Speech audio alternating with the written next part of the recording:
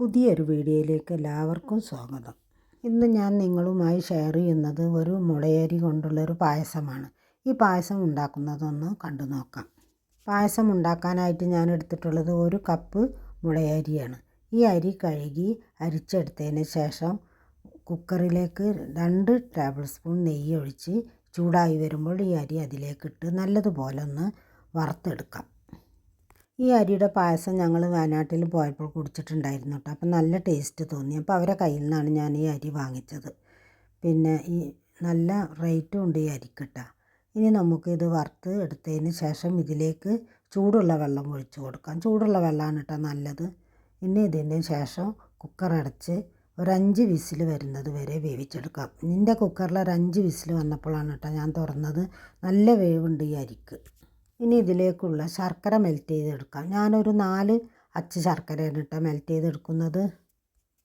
എൻ്റെ വീഡിയോ കാണുന്ന സമയത്ത് എല്ലാവരും ഒന്ന് ലൈക്ക് ചെയ്യാനും ഷെയർ ചെയ്യാനും കമൻറ്റ് ചെയ്യാനും മറക്കണ്ട.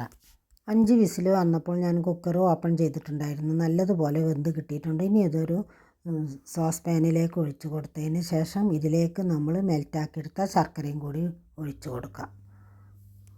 ഈ അരി വെന്ത് കിട്ടിയപ്പോൾ നമ്മൾ ഗോതമ്പ് നുറുക്ക് വേവിച്ചെടുത്ത പോലെ തന്നെ ഉണ്ട് കാണാനിട്ടാ. ഇതിലേക്ക് ഞാൻ ഒരു ചെറിയ തേങ്ങയുടെ പാല് എടുത്ത് വെച്ചിട്ടുണ്ടായിരുന്നു. ഇതിൻ്റെ 2ാം പാല് ഒഴിച്ച് കൊടുത്ത് നല്ലതുപോലെ ഒന്ന് മിക്സ് ചെയ്ത് കുറുക്കിയെടുക്കാം. ഇപ്പോൾ നമ്മുടെ പായസം കുറുകി വന്നിട്ടുണ്ട് കേട്ടോ. ഇനി ഇതിലേക്ക് ഒരു പിഞ്ച് ഉപ്പും കൂടി ഇട്ട് കൊടുക്കാം. അതിന് ശേഷം നമ്മളെ ആദ്യത്തെ പാൽ ഒഴിച്ച് ഒന്ന് മിക്സ് ചെയ്തെടുക്കാം. 1ാം പാൽ ഒഴിച്ച് കഴിഞ്ഞാൽ പിന്നെ അധികം തിളക്കേണ്ട ആവശ്യമില്ലല്ലോ. ഇനി ഇതൊന്ന് മിക്സ് ചെയ്തതിന് ശേഷം ഇതിലേക്ക് 1 ടേബിൾ സ്പൂൺ ഏലക്ക പൊടിച്ചത് ഇട്ട് കൊടുക്കുക. ഈ ഏലക്ക വൈറ്റ് കളറായത് പഞ്ചസാര കൂട്ടി പൊടിച്ചത് കാരണമാണ് കേട്ടോ. ഇനി ഇതൊന്ന് ചൂട് കയറിയാൽ നമുക്ക് ഫ്ലെയിം ഓഫാക്കി ഇതിലേക്കൊന്ന് താളിച്ചൊഴിച്ച് കൊടുക്കാം.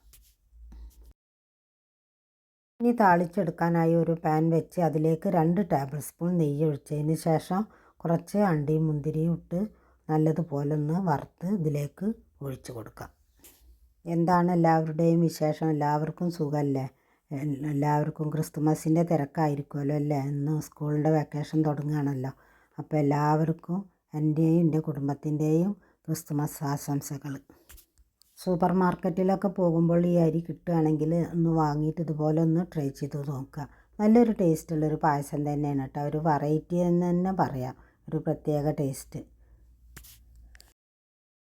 ഈ പായസം നമ്മൾ തീരെ ഉണ്ടാക്കാത്തതും കുടിക്കാത്തതുമാണല്ലോ. അതുകൊണ്ടായിരിക്കും നമുക്കൊരു വെറൈറ്റി ആണെന്ന് തോന്നുന്നത്. പക്ഷേ നല്ലൊരു അടിപൊളി പായസം തന്നെ ആയിരുന്നു കേട്ടോ. അപ്പോൾ നമ്മുടെ പായസം ഇവിടെ റെഡിയായി വന്നിട്ടുണ്ട്. ഇനി നമുക്കിതൊരു കപ്പിലേക്ക് പകർത്തിയെടുക്കാം. ഇവിടെ വീട്ടിലെല്ലാവർക്കും ഈ പായസം നല്ലതുപോലെ ഇഷ്ടമായിട്ടാണ്. അപ്പോൾ ഇനി മറ്റൊരു വീഡിയോയുമായി കാണുന്നത് വരെ താങ്ക് യു ഫോർ വാച്ചിങ്.